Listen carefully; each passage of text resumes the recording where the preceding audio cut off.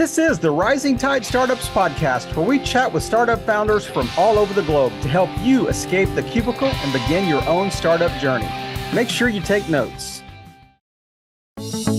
Every episode of Rising Tide Startups is sponsored by Podbrand Media. Let Podbrand create and host your company branded podcast. Learn more at podbrandmedia.com. This is the Rising Tide Startups podcast, and my name is Kevin Prewett. I'm honored to host this podcast. I have a special guest today, Shawn Lemon. Shawn, thanks for joining us on Rising Tide. Man, thanks for having me. So I appreciate your persistence in getting this scheduled, because I did cancel on him the first time, and he when I circled back with him, he said, absolutely, let's do it again. But Shawn, if you and I met at a networking event, how would you introduce yourself to me? Yeah, I would say, so when businesses grow, and especially if they've been in business for a while, they create some pretty big digital messes. And my company's called The Digital Organizer, and we turn that chaos into order.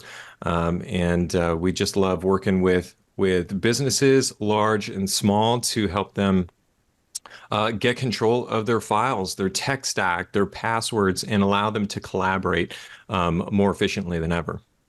So family, where you live in? Yeah, I live in Franklin, Tennessee. I've got a wife and a small baby who's about 1.5 years old. So I'm in the thick of toddler town, chasing after him in those long days and sometimes long nights. But I get it. We're growing out of that, so it's been pretty cool. So you're still so early in the stage. You would dare possibly write a book on parenting right now. When they get older, you would say, I wouldn't touch that with a 10-foot pole. So parenting is not for cowards, that is for sure. But it's good to have you on. I appreciate the intro. And when you hear the word digital organizer, I mean, the first thing that comes to mind is like, I've got 14,000 photos on my phone. Yeah. I need somebody to organize these into folders. But it sounds like it's a much broader catchment in what you're trying to do. But I mean, nobody wakes up from going to university and saying, hey, I think I'll be a digital organizer. I mean, what was the itch you were trying to scratch, or what was the kind of the impetus for starting this? Totally. Well, I worked at the Apple Store, and I was one of their creatives. And so we were not the genius. It was kind of a equivalent title, but people coming to the Genius Bar, they had something broken. When they come to the creative table, they bought something new, and they bought a membership to come and learn how to use their new tech, whether it's like learning how to use Final Cut Pro or how to use Mail on an iPhone. They would sit down with us, and we would teach them how to use it. And I had people coming in year after year who would have these big digital messes, and they'd want to go to the Genius Bar. They'd want to come to us, and we're only supposed to teach. Genius Bar is only supposed to fix hardware issues. And if you've got a software issue, they hand you a sheet of paper on how to erase and reinstall your computer and say, have at it. We got external drives over there, And so there's this gap of people who've got a whole bunch of stuff that they don't know what to do with, and they don't necessarily know how to use it very well. And some people can just bull right through that, and say, oh, I've got a mess. But they have a clear idea of what the outcome is, and they just work right through it and work through the mess, and it doesn't bother them. Yep. But there's a lot of people that don't, and they have a hard time with that. And no one was solving that problem. And so I started doing it on the side, and eventually through $1,000 bet with someone, I decided, I took the plunge to get the business license and do the whole thing from there. He said, here we go. So I'm a Mac daddy. I have the secret tattoo and know all the secret handshake and everything, but I had no idea that there was anybody else in the store other than people selling you stuff or the Genius Bar. I had no idea there was this kind of third leg of the stool here. Yeah, well, the creative position is so much different now than it was before. So they quit doing the one-on-one training, these hour-long sessions. They do these like little workshops with, up to 4 people that you could come and sit down together and all work on the same topic together. That was when I was there from like 2007 to 14. And they were just phasing that out after that. And now the creatives, they just put on workshops and then they get flexed to be put in other positions in the store, sell something, swap out an iPhone at the Genius Bar and stuff Yeah. like that. So it's not, that position doesn't exist anymore, but there is a business team. So where you can get business discounts, get referrals to other consultants, I mean, all kinds of stuff. So they actually have a lot to offer at the store. Did you just like cold turkey one day, just walk out and say on Friday, I'm walking out, and on Monday, I've opened my LLC, or was it No. one of those where I'm going to do this at night on the side, and then as that income Yeah. increases, I can like step out? Yeah. So how it worked is probably after about a year of doing sessions, I had I think the guy was like 72 or something. His name was Wally. He ended up becoming my best friend, one of my best friends after this. But he was sitting down and we just really hit it off as we were working on the photography. He's like, "Hey, do you do this on the side or can you like come to me and do this outside the store?" And I said, "Well, not if you tell anyone else."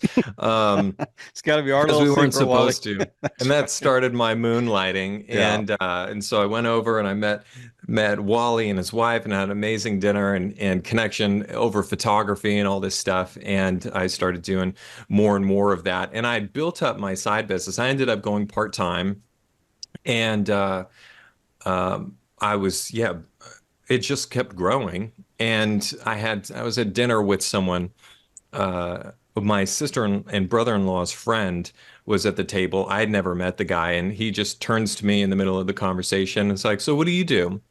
So, well, I work at the Apple Store. I do this, but what I really want to do is help people get digitally organized and Hmm. do this whole thing. And he's like, "Well, do you want to be an entrepreneur or a wantrepreneur?"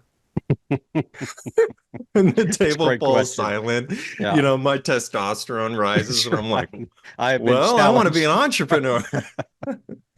And he's like, "Well, how about this? How about when we get back to Mary and Chris's, we'll sit down and you can write me $1,000 check and you post date it for whatever the date that you choose, and you write down a list of all of the things, 10 things, whatever it needs to be that you need to do in order to launch this business and do it. And if you don't get those things done by that date, I'm going to come back over here and I'm going to cash that $1,000 check." And I looked at my wife and she gave me, the go ahead. And I went ahead and did it. And I got the business license and all the things.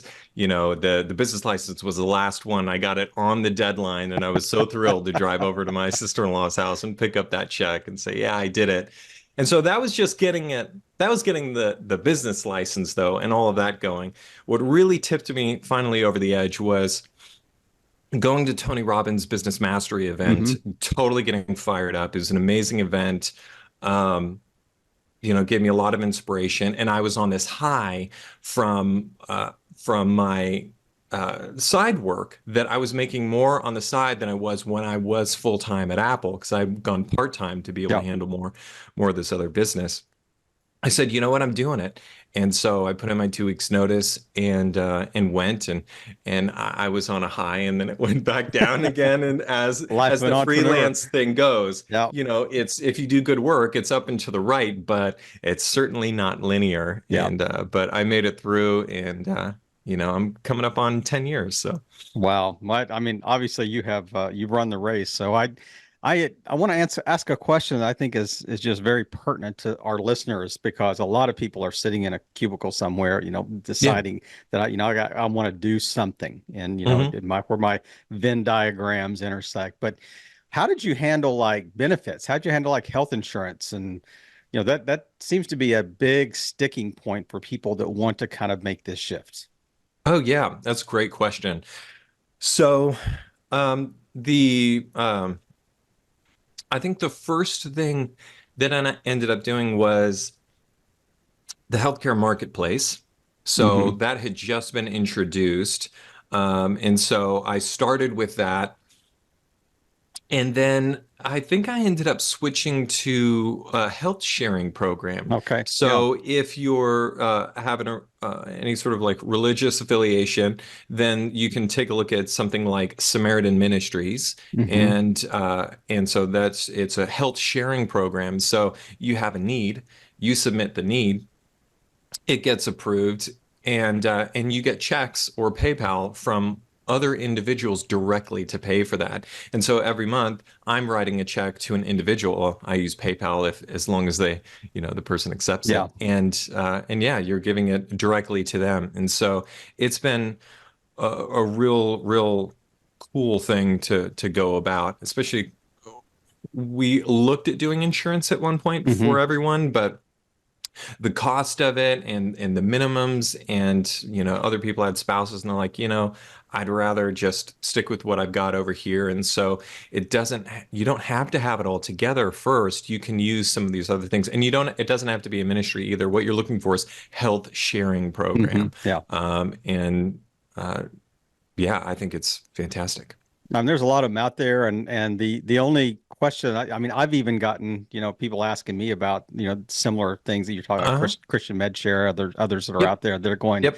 so that's great if I'm just going to the doctor. That's great if I have a $5,000 bill or whatever. But what if I have a heart transplant? What if I have you fill in the blank on a, Yep. major medical issue? Is Yeah. there a maximum? Yeah, it depends on the program, and some of them they have buying up.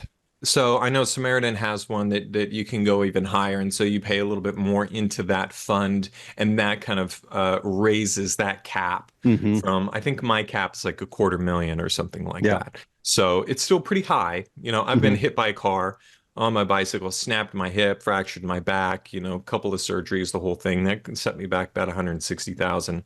Hmm. At the time I was employed by Apple, so I had Cadillac insurance, so everything got taken care of. Right. But nowadays that was 2011, so healthcare has probably doubled since then. Hmm. It's Yeah. just insane how fast the prices are rising. And now here's a quick word from one of our new sponsors on Rising Tide Startups. Have you been wanting to start a podcast but not sure where to start? Well, now you can start a podcast in less than 24 hours. I'm David Ezel, and I'll walk you through all of the things that you need to get started today. Things like how to choose the right microphone, how to edit your audio, and how to find guests and build a pipeline of future guests. This course does a great job of keeping things high level while also diving into the things that keep most people from starting. Even better, if you use the code RISING at checkout, you'll get 20% off your purchase. But that's only if you use the code RISING at checkout. What are you waiting for? Start your podcast today. It is amazing how many people are in these programs too that are Hmm. working well. But I Hmm. I want to go back to something you said earlier. This challenge by you said brother-in-law, cousin, somebody A challenge you. friend of my Friend. sister-in-law. Okay, friend of so you've been challenged. So Yeah. you step out, and the guy from the Apple store, the 72-year-old that wants you to kind of moonlight here, he invites Yeah. you over. All right. So the first thing that went through my mind when you said that was like, okay, great. Yeah, I can help you. Hmm. How in the world am I going to determine what this costs? Yeah. And is there Hmm. a learning curve, like especially early when you were Yeah. telling people, here's my services and it's Hmm. $500 an hour. It's a Yeah. flat rate of 400 a month. I mean, Yeah. where in the world do you land on this? Like close your eyes and throw a dart at a dartboard. I mean, when you first get started, what's it going to take to get you over there? Mm, I mean, so good how I think question. about pricing, just in general, is does this person value this item more than I do? Hmm. How much is it going to cost for you to buy this mug for me? Well, I made this mug, so and it's my favorite one. So It's it's going to take it's a worth lot of something. money Yeah, that's to right. to buy this one. So Yeah. that's what it's worth. But is it sustainable? Hmm. So, and you kind of have to judge that and say, well, this is what I charge an hour. Um, is that worth it to you? And you've got to kind of figure that out. And you can start small and work your way up. It's uncomfortable to start small and work your Hmm. way up. Yeah. But the surprising thing is you get a lot of congratulations. Sorry for my French, Hmm. but the every time I did a price range or price raise, people said, congratulations, I'm so excited for you. And then they booked more time on my calendar. That is after 5 years, after 10 years. I mean, that's a little different, I think, stage you're at, and understanding, what that kind of point of elasticity, that price elasticity is that says, yeah, that the market will sustain that. But Mhm. so if you're coming to me and you're telling me about this service, I don't necessarily have a per hour value in mind because Mhm. number one, I don't really even understand what you're going to do, Mhm. as far as the services provided. So if you're coming to me and I'm saying, look, I've got a little side business here. It's kind of a mess. What in the world are you telling me? You're going to say, okay, here's our kind of smorgasbord of services you're providing. You choose which ones you want. Here's the cost of each of those. Is that kind of how this works? Um, as far as right now or at the beginning? Well, yeah, I'm more concerned about right now. Yeah. Okay, right now, um, it's been systematized. So I did a lot and then realized, how do I train anyone Mm, to yeah. do 15 years worth of experience? Right. Your And productized so services type thing. it really had to be narrowed down. And I took a look at what are the things that everyone deals with, and that if those were fixed would make a big difference, and Hmm. what's kind of the common theme throughout it. And so from offering, the services for like 20 or 30 different apps, I'm down to offering, well, five categories. Data migrations, because you probably have stuff all over the place and you need to consolidate it all together. Yeah. And so if there's a lot, then that's a data migration. Otherwise, if it's not a lot, then that's just part of the organization service. Um, but the other topics are email. Hmm. People are drowning in email. It Yeah. is so far off the Yeah. mark from what it was designed to be. Second, file system. Most people were not taught a file system, a naming convention, or anything like that. Hmm. And they got stuff all over the place. Passwords, project management. And so after doing thousands and thousands of hours of working with people, it's like, okay, this is the process. We got to start with this, then we do this, then we do this, and then we do this. And so we just kind of take them through that. And I know how long it takes to do some of these tasks. Um, and our point of view is everything's about training. It's about really understanding what this is for and how you're using it. Yeah. If you understand that, you're not going to need to jump around to all of the different latest apps, because you'll realize the problem is understanding the system and Hmm. creating a little system for yourself that you can rely on and do it over and over again. That is the magic. So we're teaching a system with practical experience. So by the end, you're organized. Right. And so I know how long it takes to teach you each one of those lessons and take you through that process. Now, if you have a hard time making decisions, or you've got a lot of stuff that you want to go through and you're not willing to archive very much, then that's going to take you longer. But you know the process and you can continue it along outside of the session, Hmm. or you can pay us to hold your hand through the rest of the process. So they seem like there's almost two parts to this. Number one is getting me organized.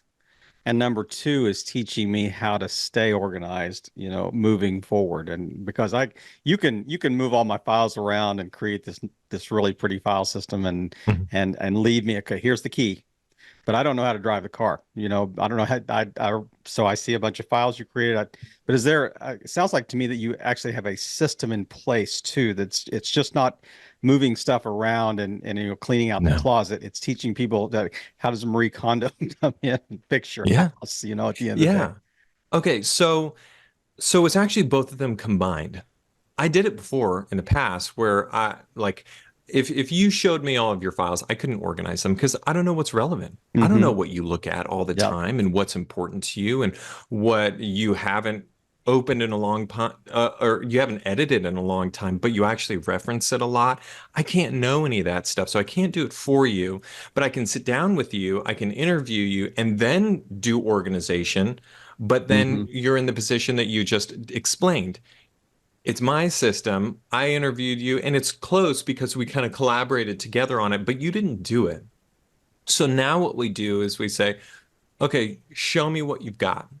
bring all of these things together. So we formulate the plan, we talk about the concept, and so it's like we're just going to focus on one concept: keep, delete, and archive. Let's go through all of this stuff, consolidate it together, and figure out what we're going to do with it, and help you to triage if you're going to keep, delete, or archive. Now from here, let's do create a new folder structure.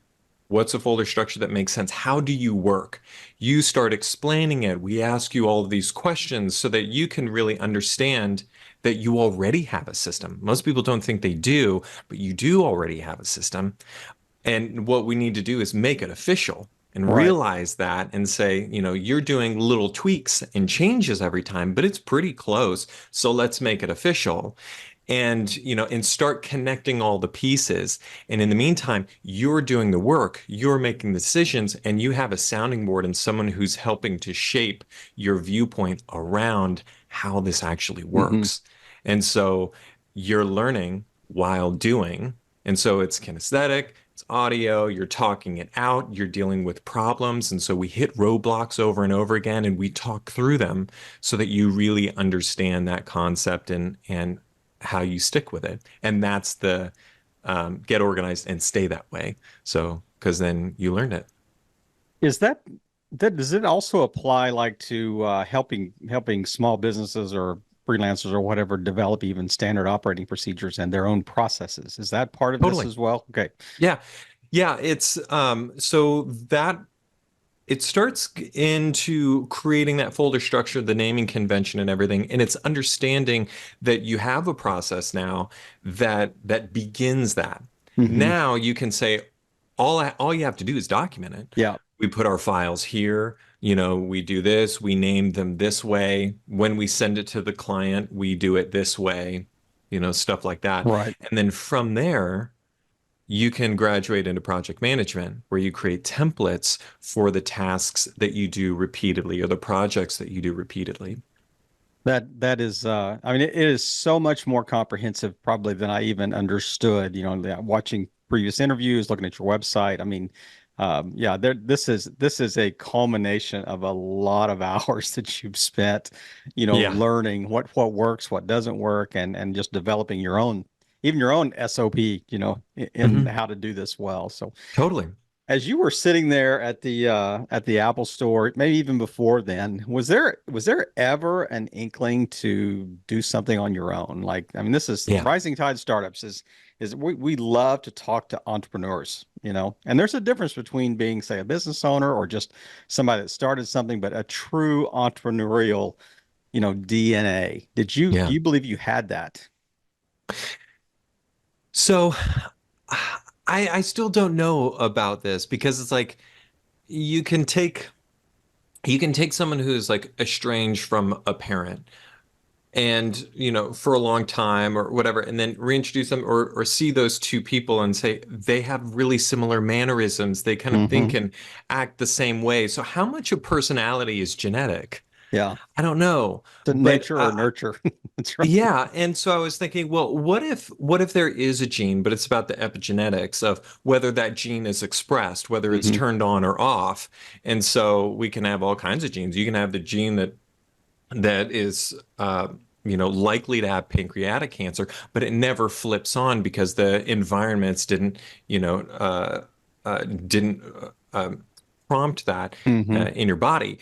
So I don't know if it's that, but when I grew up, my parents had a specific point of view of asking us, why do you think that's like that? What would you change about that? How would you make that better? And so that was my viewpoint of the world, is standing in Port Subs when I could barely see over the countertop and everything's going wrong. It's just ridiculous. And my brother and I are complaining, and my mom asks us what's happening and what would you do differently? And we start trying to pull it apart and fix the Port Subs and how it's been mismanaged. Yeah. So that was a big part of it. And so my brother ended up starting his own business. My mom had her own business. My dad worked in the corporate world, and I ended up doing it myself because I can't help but think of ideas and ways to solve problems. It's just it's how I work. And even though this is really hard, and sometimes I think most entrepreneurs and most people in leadership all want to be better leaders and think they Yeah. suck at some part or many parts of the leadership aspect. Um, but we've all got this drive, and I think all of us are doing a little bit better than we think we are. Well, maybe not everyone. Yeah, it's funny because I mean I just hypothetically just spend a day with Shawn and you know you walk around Nashville and everything you're kind of looking at, you're thinking, why are we doing it that way? Why don't we do it this? Why are we putting all these orange cones out and there's nobody working right now on the interstate It's system? I mean, exhausting. what in the world is, you know, there's got to be a better way. I mean, this is nuts. But yeah, Totally. another thing that I notice is interestingly that you know, transformation in a lot of people that have started things and kind of left kind of employment to go to entrepreneurship is that they soon become unemployable again, you Mm. know, because they really have developed their own way of doing things, their own Yeah. processes, their, you know, get off my lawn, you know, Yeah. Yeah. mentality that goes there. Would you say that, you know, you've kind of graduated into that stage of life? It goes back and forth. Yeah. Recently, I was like, I'm at a point where it's very rare that I'm working in the business now, where I'm doing the client work. There are a few things as far as like the technical migrations that I still do. Uh, but I've thought like, what if I got this totally running really smoothly and I had a great integrator who could take my ideas and implement them, and I'm just basically running the whole thing from a high Hmm. level. I am a little interested in going back into a totally different industry and a Hmm. much bigger business Yeah. and gaining a new perspective. I don't think that I could live there. I think it Hmm. would be a stint back in for a journey to create value from someone else, Right. see what else I could do, and how other people are doing it, and then bring that back to my other endeavors.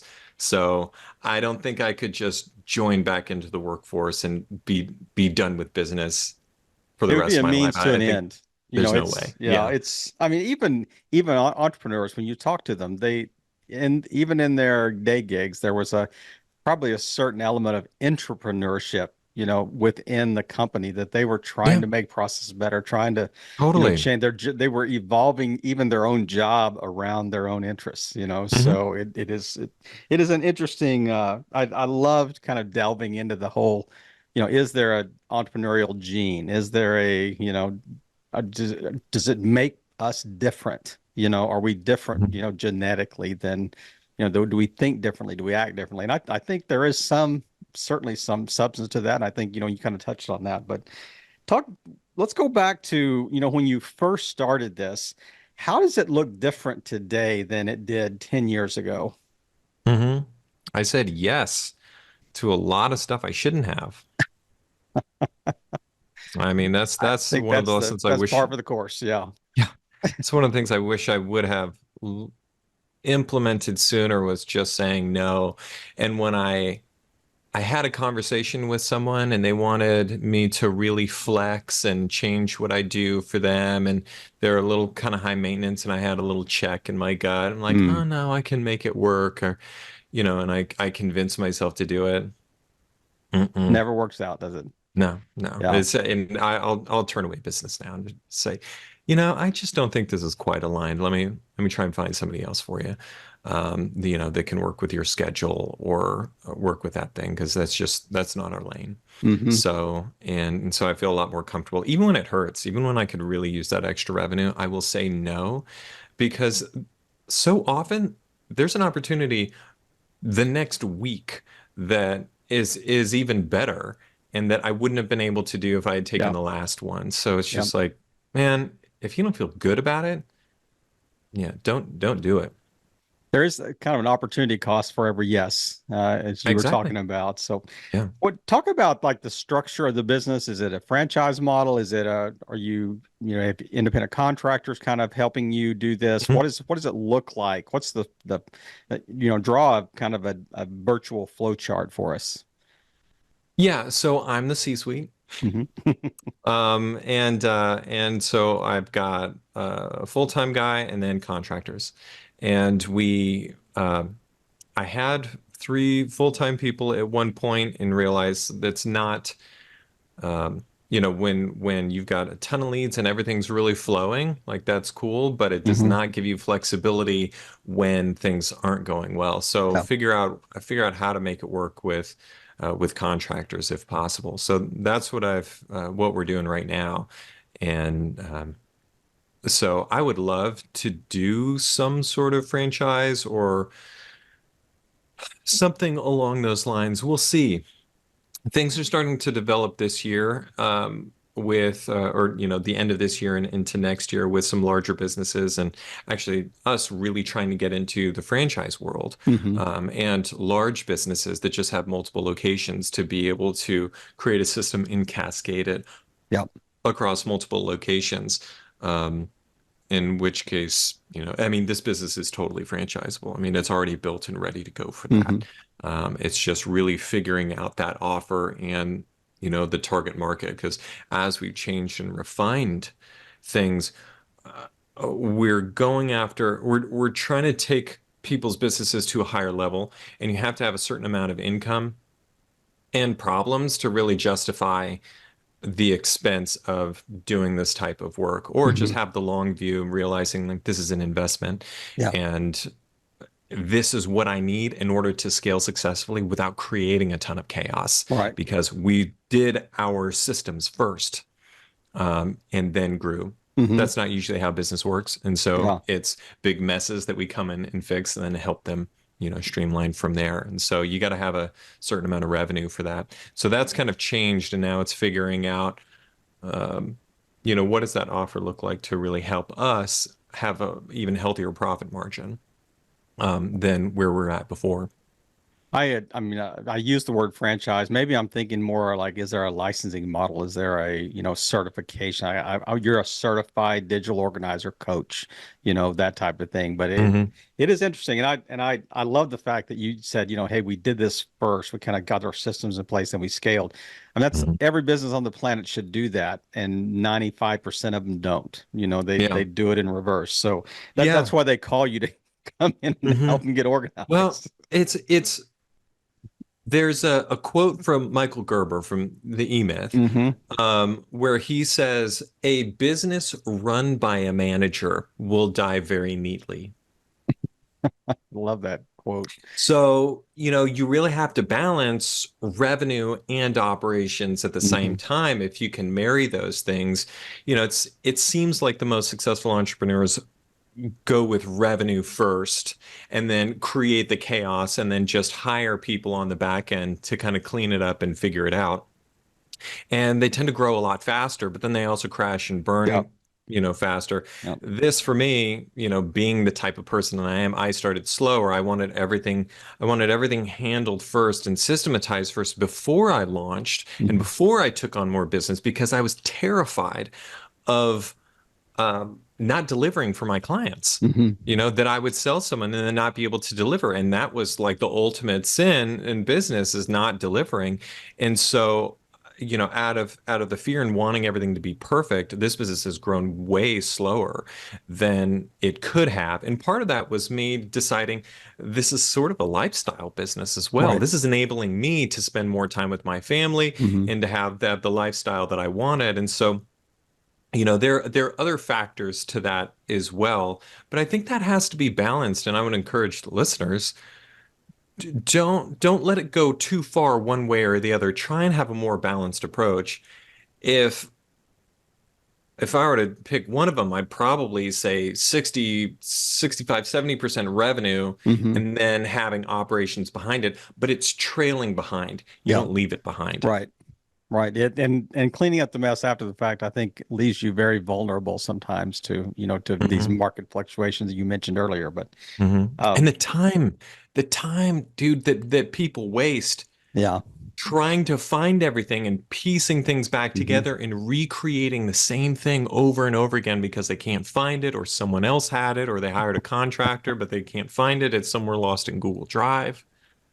Or revenue wasted, for sure. I mean, you can Mhm. earn a lot of money, but you can spend a lot of money too, Abs- trying to fix things Yes. that are not systematized. But Yeah. it sounds like to me that, you've learned many, many lessons kind of leading your own company here. But let's kind of wrap this up, Mhm. just really speaking to our listeners here. What are just one or two really quick one-liners, points that you think would be very germane to anybody trying to start something? What are some, we call this kind of the mentor moment. What if you're mentoring somebody on how to run a business well, how to lead well, what are one or two things you think are very important? Hmm. I would say you're I just heard this. I think Don Miller said this the other day at Tony Robbins' Business Mastery. I went back again. He said, if your customers' problems keep you up at night, then you'll never run out of customers. Hmm. And Wow. it's keeping their problem in mind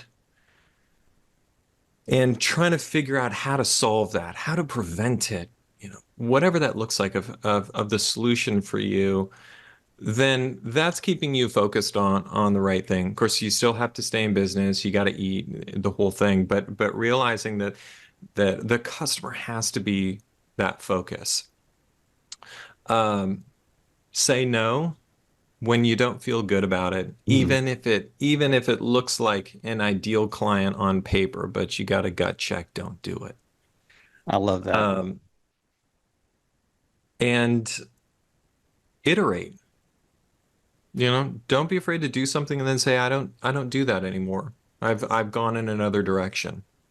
Those are three really, really good points. I mean, I especially love that first one from Mr. Blue Like Jazz himself that says if your customers' problems keep you up at night, you'll never run out of customers. That is such a great quote, to pull out. And I've been, doing this podcast for probably 5.5 years, and that's one of the best, Hmm. like closing nuggets that anybody has Nice. has I think mentioned on an episode here. But Cool. we've covered a lot of ground, talked about a lot of things, but is there something that we just haven't touched on you think would be really good just to kind of wrap us up today, and then maybe tell people where to find you online or to find more about the digital organizer?